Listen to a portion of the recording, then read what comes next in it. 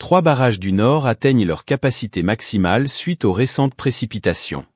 Les dernières précipitations arrosant les sols craquelés du Maroc viennent alléger le fardeau d'une sécheresse qui a longtemps puisé sur le royaume.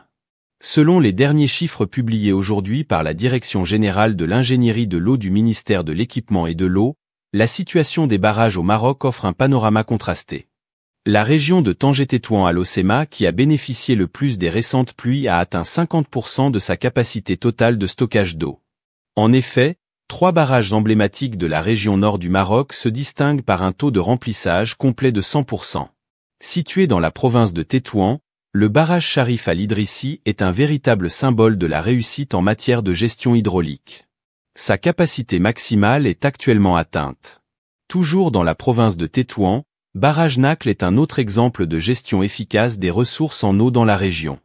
Du nom de la célèbre ville bleue, Barrage Chefchaouen est également parvenu à atteindre sa capacité maximale, reflétant ainsi une gestion méticuleuse de l'eau.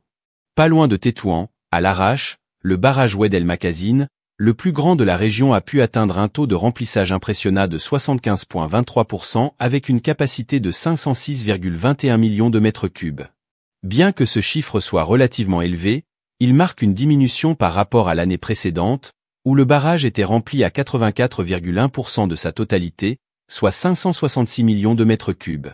Par ailleurs, le barrage d'Arkrofa, également à l'arrache, affiche un taux de remplissage de 20% avec 96,1 millions de mètres cubes, contre 155,9 millions de mètres cubes, 32,5%, l'année précédente. La préfecture de Tanger-Assila présente des chiffres mitigés. Le barrage 9 avril 1947 détient une capacité de 52,5 millions de mètres cubes, ce qui représente un taux de remplissage de 17,5%.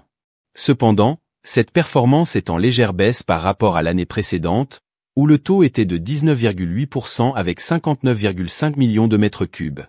Quant au barrage Ibn Battuta, il affiche un taux de 45,3% avec une capacité de 13,2 millions de mètres cubes, contre 17,4 millions de mètres cubes, 59,6%, l'année dernière.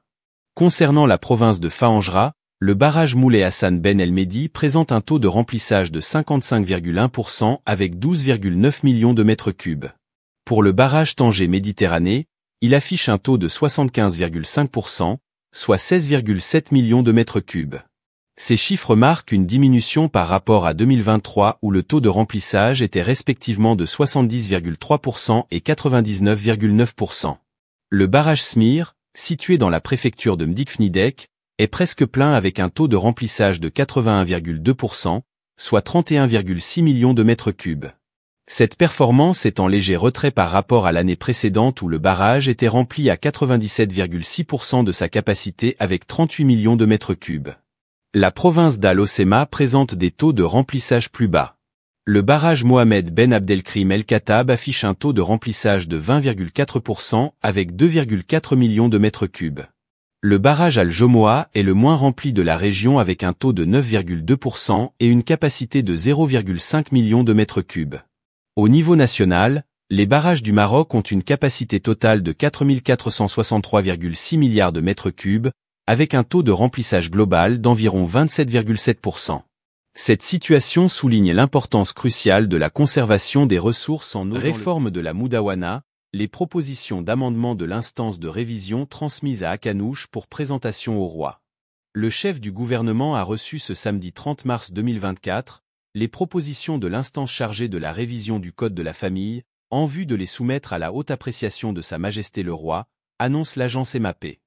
Le chef du gouvernement, Aziz Akanouche, a reçu, samedi, les membres de l'instance chargée de la révision du Code de la famille qui lui ont remis les propositions de l'instance en vue de les soumettre à l'appréciation du roi Mohamed VI. Dans une déclaration à la presse à l'issue de cette rencontre, M. Akanouche a indiqué avoir reçu les membres de l'instance chargée de la révision du Code de la famille, après avoir achevé ses missions dans les délais fixés dans la lettre adressée par Sa Majesté le Roi au chef du gouvernement, précisant que le coordinateur tournant de l'instance lui a remis un rapport sur les propositions d'amendement au sujet du Code de la famille, en vue de les soumettre à Sa Majesté le Roi.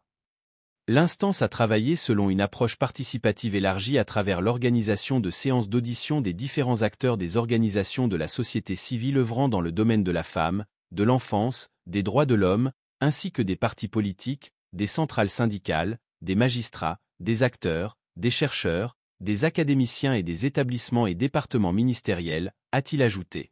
L'instance a reçu également des mémorandums via des courriels électroniques, avant de se pencher sur l'examen des propositions issues des larges consultations participatives, a précisé M. Akanouche.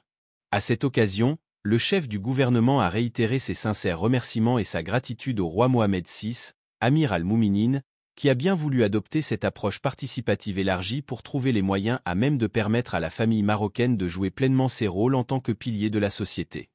Le chef du gouvernement s'est dit honoré de soumettre à la haute appréciation du souverain les propositions de l'instance chargée de la révision du Code de la famille. Copyright Medias 24. Toute reproduction interdite, sous quelque forme que ce soit, sauf autorisation écrite de la Société des nouveaux médias. Ce contenu est protégé par la loi et notamment loi 88/13 relative à la presse et l'édition ainsi que les lois 66.19 et février 2000 relatives aux droits d'auteur et droits voisins. La fausse main tendue d'Abdelmajid Tebboune au Maroc. Lors de sa dernière entrevue périodique avec la presse algérienne, le président de la République Abdelmajid Tebboune a évoqué la création du bloc maghrébin et la question du Sahara, tout en tendant la main au Maroc, pays voisin avec qui l'Algérie, protectrice du Polisario, a rompu de façon unilatérale ses relations diplomatiques en août 2021. Le président algérien change de ton.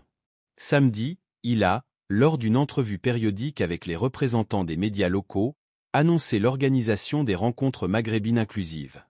En raison du vide actuel, en l'absence d'une action maghrébine commune, il a été décidé d'organiser des rencontres maghrébines sans exclure aucune partie, a-t-il déclaré. Le souhait d'Abdelmajid Tebboune, c'est que cet espace soit une initiative bénéfique pour les pays de la région en rassemblant et en unifiant leurs voix sur les questions qui les concernent, d'autant plus que nous partageons quasiment les mêmes problématiques. Ce bloc n'est dirigé contre aucun autre État et la porte est ouverte aux pays de la région, a-t-il ajouté, martelant qu'il est inacceptable d'isoler qui que ce soit. La question du Sahara était aussi au menu de l'entrevue.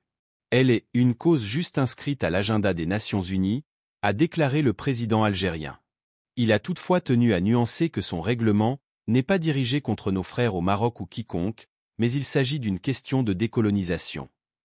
Et de faire valoir, si nous utilisons la raison au lieu de la menace et la force, nous parviendrons à une solution. La question du Sahara reste l'un des points de friction entre le Maroc et l'Algérie qui a rompu de façon unilatérale ses relations diplomatiques avec son voisin en août 2021. Alors que son protégé, le Polisario milite pour le droit du peuple sahraoui à l'autodétermination, via un référendum, le Maroc propose un plan d'autonomie sous sa souveraineté. Une proposition soutenue par de nombreux pays dont les États-Unis, l'Espagne, l'Allemagne et Israël. Maroc sous l'impact de la tempête Nelson ce week-end, des précipitations, chutes de neige et vents puissants prévus. Les perturbations survenues récemment dans le royaume ont apporté des pluies dans le nord du pays, en particulier dans le Rif et les régions côtières atlantiques, atteignant même le centre du pays, ainsi que l'Atlas et le nord de l'Oriental. Des chutes de neige importantes ont également été enregistrées dans les reliefs de l'Atlas. Une nouvelle tempête frappera le royaume dès ce vendredi 29 mars. Durant la période allant du 24 au 29 mars, la ville de Chefchaouen s'est démarquée avec un cumul de 72 mm de pluie, suivi de Safi, 63 mm, et d'Ifran dans le moyen Atlas avec 46 mm. Les régions de Chaouia, notamment Casablanca avec 31 mm et Ceuta avec 22 mm, ont également reçu des précipitations notables. En revanche, des quantités relativement faibles ont été enregistrées dans les villes du sud. La masse d'air froide et humide qui a affecté le Maroc en début de semaine a provoqué d'importantes chutes de neige dans les reliefs de l'Atlas et du Rif, comme en témoigne une image satellite du 27 mars 2024, nous explique Loussine Youabd, chef du service communication à la Direction générale de la météorologie, DGM. Il s'agit de la première observation de neige sur les sommets des montagnes pour cette année agricole. Les hauteurs de neige ont été significatives, atteignant jusqu'à 60 cm au sommet et 40 cm à la base dans le Haut Atlas, 10 cm à Ifran et 17 cm sur Jbel Abri dans le Moyen Atlas. Dans le Rif, les hauteurs de neige ont varié entre 2 et 12 cm sur les plateaux et les sommets d'Al-Hoceima. En revanche, dans les régions du sud-est de l'Atlas, comme Ouarzazate, la hauteur de neige était moins significative, traduisant une moindre influence des systèmes météorologiques atlantiques dans cette région. Les températures ont également baissé dans tout le pays. Une tempête attendue dans les jours à venir.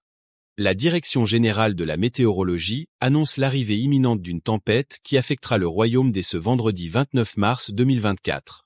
Le Maroc sera affecté à partir de ce vendredi par l'extension d'une dépression assez profonde, appelée tempête Nelson, associée à des masses d'air froid en altitude, précise M. Youabd. Le phénomène touchera également l'Europe de l'Ouest, apportant des conditions météorologiques sévères dans ces régions. La tempête Nelson provoquera de vendredi à dimanche des pluies orageuses localement intenses avec des risques de grêle dans le nord et le centre du pays, l'Atlas, le Rif et le nord de l'Oriental, ajoute notre interlocuteur. Les provinces de Chefchaouen, Tétouan, Larache, Al-Hoceima et Tanger-Assila sont particulièrement concernées, avec des précipitations allant de 90 à 130 mm, nécessitant un niveau de vigilance rouge.